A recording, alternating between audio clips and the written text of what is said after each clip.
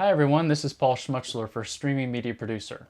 Today I'm going to be continuing my series in looking at lesser known nonlinear editors from the perspective of a long-time Premiere Pro editor. So today we're going to be looking at Vegas from Magix, and you might be familiar with the Vegas as a Sony product, which it used to be, but it's now owned and developed by the Magix Corporation out of Germany. So I've got Vegas Pro version 15. One thing to note about Vegas is that it's Windows only. So I actually have a Windows computer and set up right now for review. So I was going to do a review on Vegas while I had this. So here on the right I have a Dell Canvas, which is a 27-inch touch display that uses pen and totem plus fingers. And then I have everything running off of this laptop, and then I have a 38-inch ultra-wide curved display as well. So the curved display is where I'm doing most of my editing, and then I'll have some other windows here like effects and things where I might want to manipulate with the pen, and you'll see how that works in a moment. So I'm running version 15, as you can see here. That's their most current release, and there's three different options. You have Vegas Pro Edit, Vegas Pro, and then Vegas Pro Suite. The pricing is $400 for Vegas Pro Edit, it is $599 for Vegas Pro, and then the Vegas Pro Suite is $799. The differences among those are basically some add-ons that you get. For just pretty much any regular old editor, you're going to be fine with just the Pro Edit, which is the $400 product. So let's take a look at the interface for Vegas. It's fairly straightforward. This interface actually first reminded me a bit of Resolve. So if you haven't seen the Resolve video that I did, search for it on Streaming Media's site and you'll find that video and you can take a look at the interface there. You have your clips on the left, and then you have your program monitor on the right. Vegas doesn't have a source monitor per se, like you would in Premiere Pro, where you double click on a file and it brings it up in the window that's usually on the left, and then your program or your timeline view is on the right usually. So you have a video preview and you have a trimmer. The trimmer can be used in a couple of different ways, so it's more than just a source monitor, which is why I think they don't call it just a source monitor. But I like the trim view because you can actually scroll your mouse over it and scrub the clip without clicking anything. And it shows you basically a vertical line or a timeline marker that shows you where you are in the clip proportionally from beginning to end, and it shows you what's going on that portion of the clip.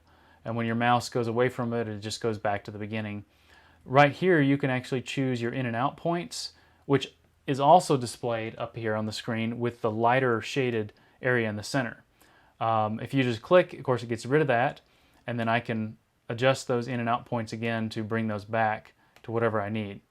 The other thing you can do here is create subclips, which will actually generate a new file or a new actual subclip here in your bin, or you can simply choose to drop whatever it is onto your timeline. As a reminder, I'm doing the exact same edit as close as I can in each one of these pieces of software so that I have the closest apples to apples comparison of how it is to edit in any of these applications.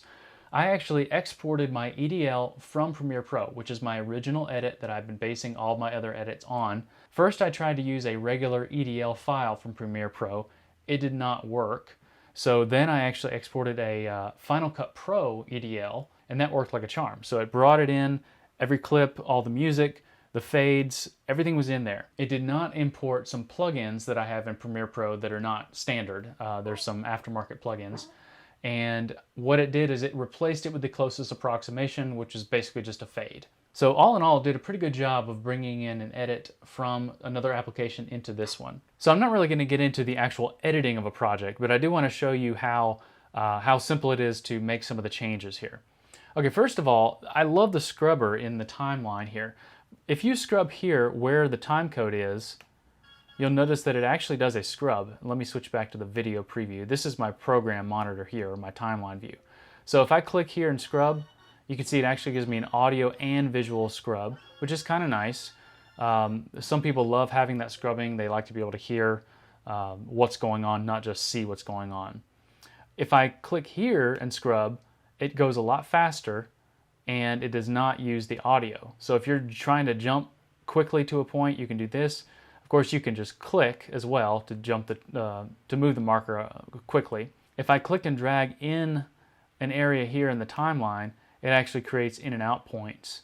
So you can quickly make a selection for an in and out point just like that. So one of the things I always do with my footage is I correct for stabilization and color. My stabilization was a little bit tricky. I found the stabilizing plugin, which you'll find under the effects in Vegas. So let me bring that up here for you. I'll do that by selecting a clip and creating some effects on that particular event or piece of the timeline. So on my main monitor here, you can see that it has brought up all the effects available to me, and I just easily found the Stabilize plugin, and then I added that to the clip that I had chosen. Once I've added any effects I want, you can see it's putting in a chain here at the top. I'll click OK, and then moving over to the canvas, my touch display, you'll see that it has added that effect to that particular clip. So from here, I would want to change my preset or make adjustments and apply it so it'll render. The problem is, it's got a warning here. It says you've added the Stabilize plugin to an event. This plugin must be applied to a clip or a subclip as a media effect. So it's kind of odd to me that that is even available in this interface if it doesn't work this way. So since I already went through this, I actually went back and I fixed and I found how I needed to actually add that to that particular clip. I've actually brought up the stabilization for a subclip that I made of the trouble clip in my timeline. So it's a little bit convoluted to try to do just a very simple thing, in my opinion. There are a few presets which are basically just light, medium, and heavy stabilization. I just had to experiment to figure out which one worked. And really the presets aren't that useful because all they do is they set a specific smoothing and stabilization amount right here.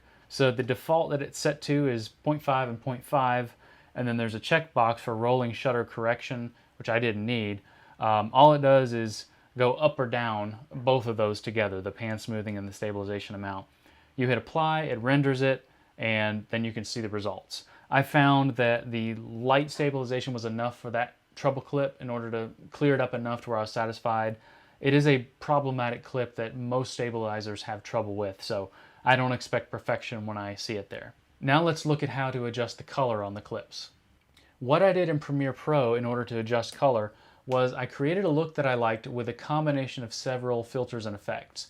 And then I copied all of those and just went through each clip and pasted onto each one. However, it's a lot easier if I have a look that I like just to apply it to the entire track if I'm not going to make any changes.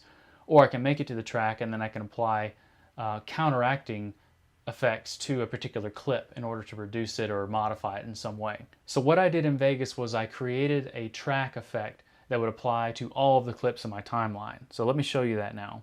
On the left for the video track that I have here, there's a little hamburger menu, as I like to call them. And if you open that, you'll see there's a track effects, which will then open right here in my main monitor. And you can see I applied some curves, some RGB curves, some brightness and contrast, a hue, saturation, and lightness adjustment. What you have here are basically like the effects window in Premiere Pro, a little bit different. I like this a little bit because it actually gives you everything right at the top that you can quickly select between, instead of in Premiere Pro when you have lots of effects. You have to scroll and expand and all these different things to get to everything, and it can be not a very good visual layout. So I like the way these can be separated. They can be easily turned on and off, of course. And then you have multiple column views that you can change between depending on your preference and your setup. Since my screen is so enormously wide, I can certainly take advantage of that 3-column view and spread things out farther horizontally rather than vertically. So all the effects here I just played with until I found a look that I liked to everything and got it as close as I could to match the other videos that I produced here. There are a number of other things here at the left side of your interface. Media generators would be just generating graphics of some sort. You have video effects, which is what we brought up in a different way, but it's also right here if you need it. Transitions, of course, you would always use those in various ways. And then you have a file explorer to import your media. Now, one thing that sets Vegas apart also, especially for Premiere and even from some other NLEs, is they're still big into physical media exporting. So there's a lot of support in here for exporting for Blu-ray, for DVD, and it's built right into here.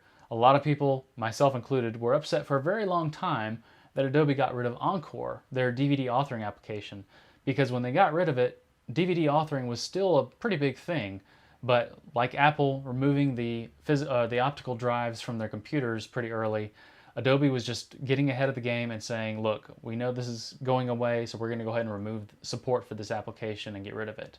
And unlike the Las Vegas, what happens in this Vegas does not stay in Vegas.